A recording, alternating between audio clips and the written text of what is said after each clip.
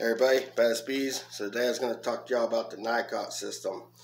Nicot system is a graftless queen rearing system.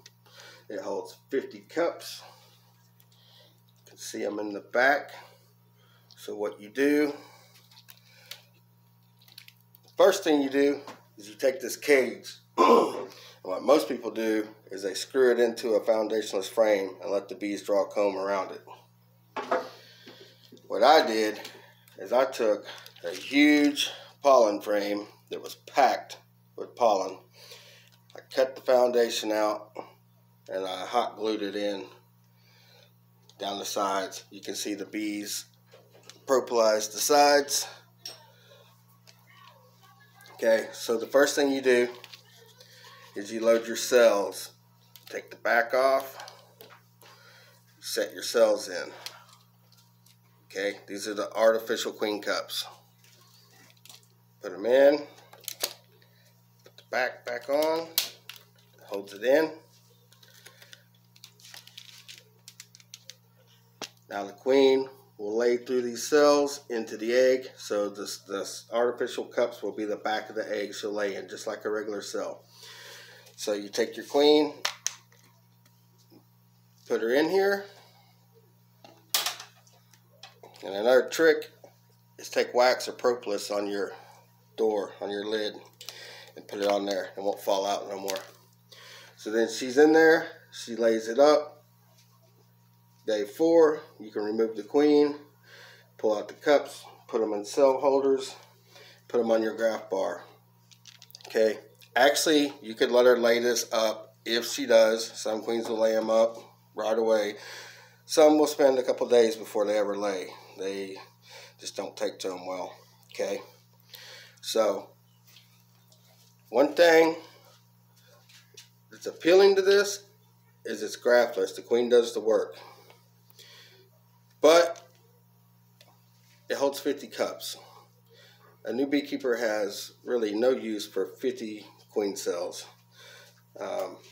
People that make queens for the first time, they don't realize the volume of bees it takes to raise queens. Okay, it takes a lot of resources to make queens. Once you make these queens, they gotta have somewhere to go. Okay, no, I'm not saying you couldn't call all of them, but what you need, you know, and maybe you could even just put a few in there. Maybe she would end up laying. I don't really know. I never did it that way. But my take is, if she laid it up, you could go ahead and take her out and then wait for the eggs. Okay, what I found is, personally, I don't care for this system. You know, you got to put these in there, then you got to take your queen, put her in here. If she don't lay, she's not laying for a couple days, and she comes in to lay. It's a lot of steps, taking her out of the hive, then you got to clean this hive, and you put her in here, then you got to wait for it. Then after she lays, take them out, put them in cell cup holders, then put them in the hive and a starter. Okay, I'm not saying they don't work. People use them every day.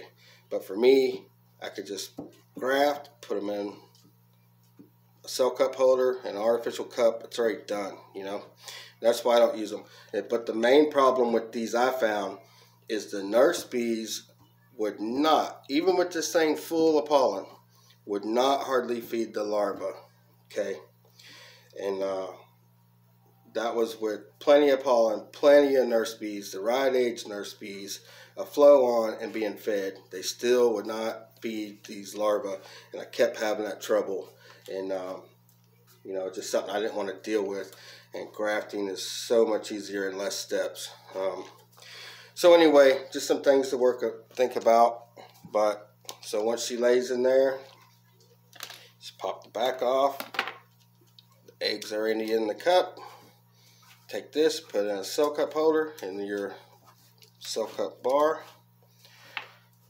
Put in your starter, and 10 days later you can make up nooks. So just an idea, basically how they work for those of you that haven't messed with them yet. But to me, there's too many steps involved, too problematic, and grafting is just much easier for me. But anyway, just thought I'd let y'all look at it on camera. Those of you that never seen what they actually look like. And this pops off too.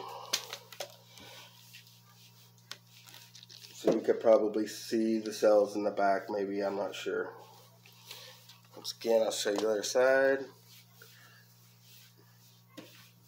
So that's the system. To each their own. But before you spend the money on all this, you should try grafting, I think.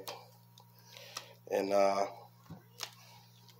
you know, there's a lot more than making queens to just make a cell. You know, I think people really need to go through putting the cells in and having the bees tear them down or abandon them or tear them down and eat them because of protein shortage or abscond or lots of things. Okay, making the queen itself is the simplest part of the whole operation. You will soon find that out. It really is. Making queens is a cinch, but it may be not for everybody, but once you get in the habit of it, the queen making part is the easiest part of the process. So anyway, just thought I'd share with y'all.